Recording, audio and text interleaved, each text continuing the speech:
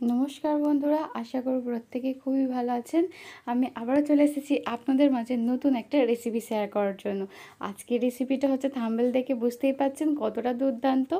যেমনই আজকের এই মিষ্টিটা হচ্ছে দেখতে সুন্দর, তেমনই কিন্তু খেতেও ভীষণ মজাদার। আর বানাতে মাত্র সামান্য কিছু উপকরণ দিয়ে ঝটপট কিন্তু তৈরি করে ফেলা যায়। তো বন্ধুরা, একটু স্কিপ না করে শেষ অবধি দেখতে থাকুন আজকের রেসিপিটা, এবং ভালো লেগে থাকলে একটা লাইক করতে কিন্তু একদমই ভুলো না। আর আমার চ্যানেলটা যদি সাবস্ক্রাইব করা না থাকে, অবশ্যই সাবস্ক্রাইব করে পাশে থাকার অনুরোধ রইল। বন্ধুরা, আজকের এই রেসিপিটা কিন্তু আমি হাতের কাছে থাকা সামান্য কিছু সহজ সরল উপকরণ দিয়েই তৈরি করেছি, এবং ঝটপট কিন্তু তৈরি করে ফেলা যায়। আর যে কেউ এটা কিন্তু খুব সহজেই বানিয়ে ফেলতে পারবেন। তো আজকের রেসিপিটা শেষ অবধি দেখতে থাকুন, সঙ্গে থাকুন বন্ধুরা। আশা করছি প্রত্যেকের খুবই পছন্দ হবে, আর এটা খেতে সবাই খুব পছন্দ করবে। তো আজকের রেসিপিটা বানানোর জন্য দেখুন, প্রথমে আমি কড়াইটা গরম করে নিয়েছি। আর কড়াইটা খুব ভালোভাবে গরম হয়ে যেতে আমি এখানে দিয়ে দিলাম ঘি। আর এই ঘিটাকে কিন্তু খুব ভালো করে গরম করে নেব।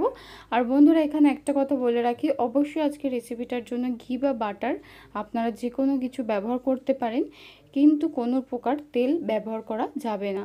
এবার আমি দিয়ে দিলাম 1 কাপ পরিমাণে কিন্তু ময়দা।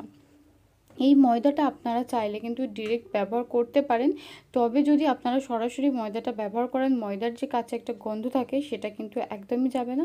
তার জন্য মিষ্টিটা কিন্তু খেতে অতটাও ভালো লাগবে না। আপনারা যদি বাটার বা ঘিয়ের মধ্যে ময়দাটাকে একটু এভাবেই নেড়ে চেড়ে খুব ভালো করে ভেজে নেন, তাহলে দেখবেন ময়দার কাঁচা গন্ধটা চলে যাবে, এবং তার সাথে কিন্তু এক্সট্রা একটা দারুণ ফ্লেভার অ্যাড হবে, যার জন্য মিষ্টিটা কিন্তু খেতে ভীষণ মজাদার হবে। তো অবশ্যই এভাবে আপনারা করে নেওয়ার চেষ্টা করবেন। আবারও বলছি, ময়দাটা কিন্তু ভাজার জন্য ঘি বা বাটার ব্যবহার করতে হবে, তেলের কিন্তু ব্যবহার করা যাবে না।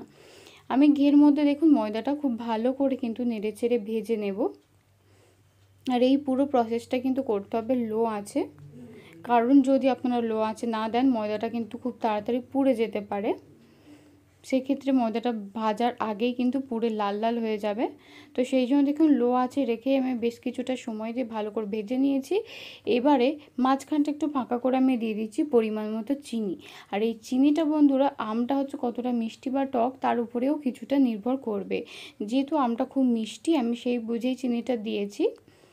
আপনারা যদি বেশি মিষ্টি পছন্দ করেন, তাহলে কিন্তু বেশি মিষ্টি আপনারা দিতে পারেন। এবার আমি চিনিটা দিয়ে খুব ভালো করে কিন্তু নেড়ে চেড়ে ময়দার সাথে মিশিয়ে নেব। আর যেহেতু এটা লো আঁচে থাকা সত্ত্বেও কড়াটা খুব ভালোভাবে গরম হয়ে গেছে, চিনি কিন্তু খুব সহজেই মিশে যাবে। আর এবার আমি দিয়ে দিচ্ছি আমের পিউরি। এই আমের পিউরিটা কিন্তু বন্ধুরা অল্প অল্প পরিমাণে দিয়েই হচ্ছে মিক্সড করতে হবে, কারণ খুব বেশি পরিমাণে যদি আমের পিউরি পড়ে যায়, তাহলে কিন্তু আমাদের এই মিশ্রণটা খুব ঢিলে হয়ে যাবে, মানে পাতলা হয়ে যাবে। আর আজকের আমরা এই ডোটা বানানোর জন্য কিন্তু একটু জলের ব্যবহার করব না। দেখুন বন্ধুরা, ঠিক এরকম পরিমাণে হয়েছে, দেখতে পাচ্ছেন যে ঠিক এরকম একটু চিটচিটে হয়েছে। তাই আমি এটাকে আরও হচ্ছে 2 মিনিটের মতো নেড়ে চেড়ে নেব, যাতে এটা একটু শুকনো হয়ে যায়। তারপর নামিয়ে ঠান্ডা করে নিয়ে আমি ডোটা মেখে নেব। দেখুন বন্ধুরা, আমি নামিয়ে নিয়েছিলাম। আর একটু ঠান্ডা হতেই, একদম কিন্তু ঠান্ডা করা যাবে না, একটু ঠান্ডা হতেই আমি হাতের মধ্যে সামান্য ঘি মেখে নিয়ে কিন্তু এই ডোটা হচ্ছে মেখে নিয়েছি খুব ভালো করে।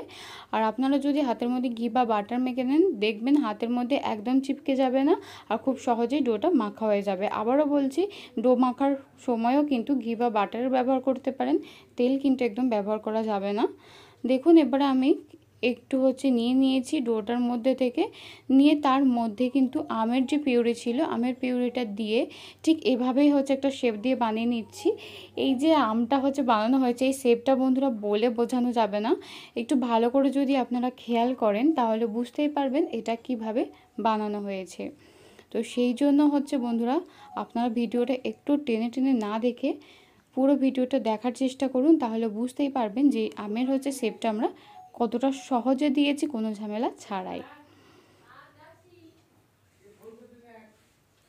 দেখুন হচ্ছে খুব সহজে কিন্তু হচ্ছে আমটা হচ্ছে তৈরি হয়ে গেছে। এবার আমি এখানে পুরো আমের মতো হচ্ছে লুক দেওয়ার জন্য আমি এখানে হচ্ছে দিয়ে দিয়েছি লবঙ্গ আর হচ্ছে একটা পাতা দিয়ে দিয়েছি, দেখতেই পাচ্ছেন।